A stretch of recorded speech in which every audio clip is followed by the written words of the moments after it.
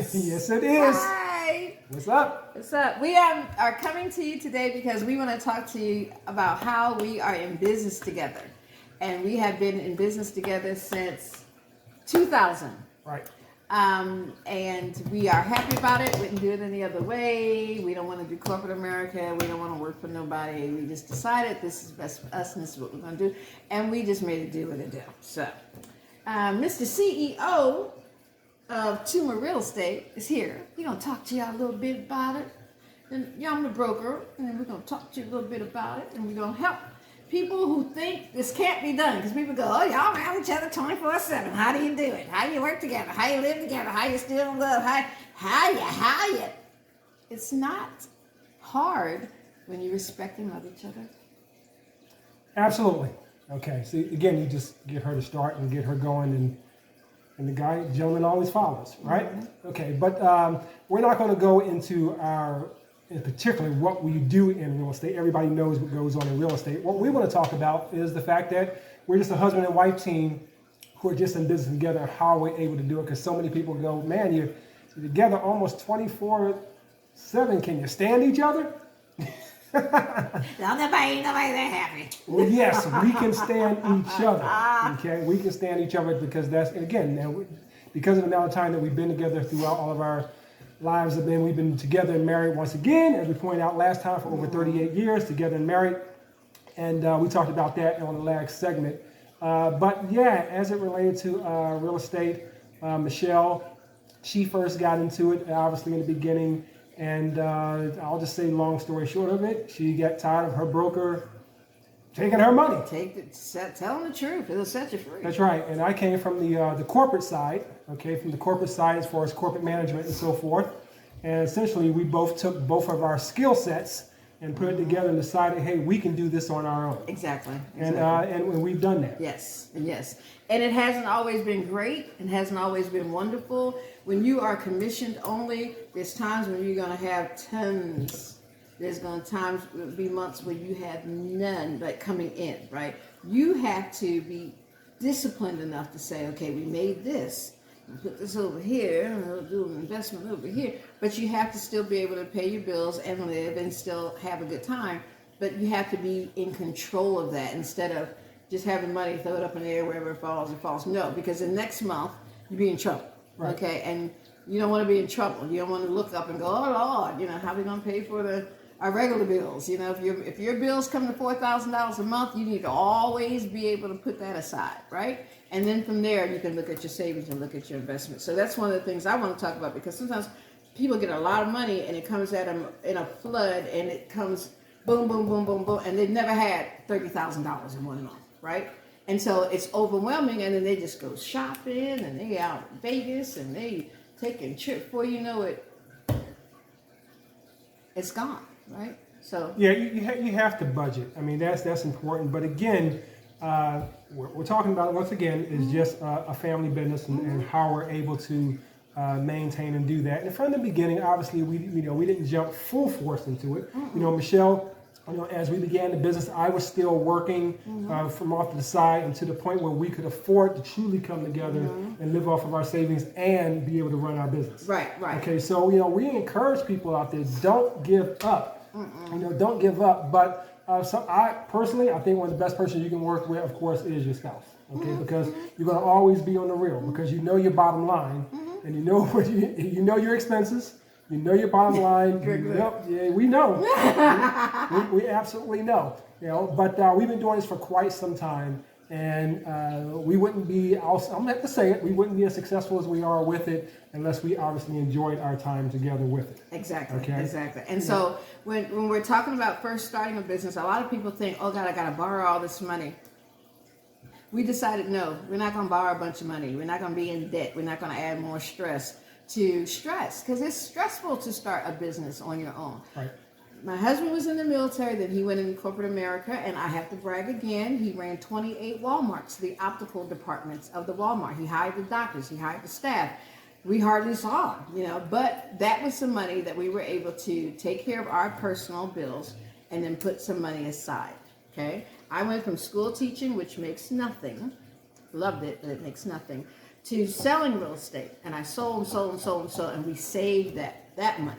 So when you look at it, it's a way. You have to have a plan. What do you say, Greg? A plan to take that leap. Steve Harvey, love him. Hey, Steve always talks about taking a leap. Taking a leap. Go ahead and get out there, blah blah blah, and that's great. But we decided to take the leap, but we wanted to have a safety net. We didn't just want to take a leap, and end up homeless or end up in harm's way, right?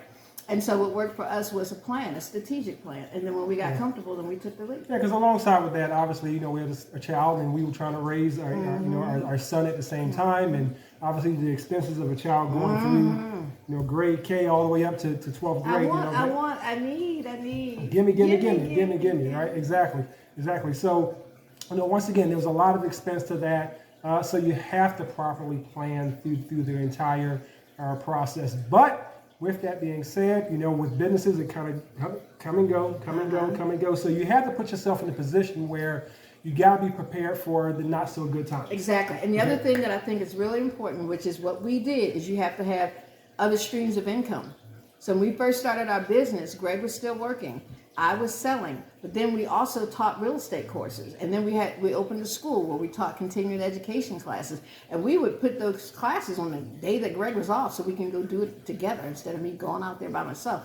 I didn't enjoy that. I always liked the team, because I knew he would have my back, right? And in life, you always have that one person that's going to have your back. And so if you're doing business, which is a very serious thing, and you're doing business, which is a very scary thing, who better to have with you than your partner? You're ride or die, right? The truth teller. Yeah. I mean, that ain't good. That ain't good. Come on over here. Because the thing is, that's okay. with that, coming from the business background, there were certain foundations that we had to look at, expenses that we had to look at, budgeting that we have to look at, taxes, all those things you have to pay for your own insurances. Everything. So And there's a lot of expenses to what we do, okay, right. And what we'll continue to have to do. But again, there is obviously the profitable side of it. Exactly. And even though I started selling real estate, I was born into real estate. So I wanted to go back to that just for a bit. When I came into the world, my father and my uncles were actively buying properties, and then they would rent the properties out to other minorities who could not buy in that area because it was not allowed. You all follow me, right? So then, as a child, I just saw that. And then when I was little, I started helping out. And then me and my sisters would go with my dad, and we paint, and we wallpaper. So when you grow up in it, that's what you know. So I did teach, but then I came back to real estate because I knew my dad was successful. He was successful. And I said, okay, I'll do this. And Greg encouraged me. When we got to the point where it was great, then I was like, babe, I want you to quit corporate America. I want you to come home. I want you to work with me. Because he on the plane going over here, and going over there, and going over there. But it was for somebody else's business. It wasn't for ours. And it meant a lot to me that the knowledge and the expertise and the things that he was learning and helping other businesses grow, whoever he's working for, we want to take that and we want to put it toward our business to help us grow. The thing that you really have to take a look at is just very simple. Back in the day, where you could do 20, 30 years on the job and you get your pension and you get your gold watch, and there are some companies out there where that still does exist, don't get me wrong. But many a times these days, all you're doing is working to get someone else rich. Mm-hmm. So our take on that was that, hey, if we're going to slave and we're going to work as hard as we're going to work for ourselves. Okay, so that's our agenda, okay, and that's our direction, okay, and we still, as far as we're concerned, we're still chugging along. Yep. We're doing well, we're doing good. And we're going to grow. Okay, we're going to grow, we'll continue to grow.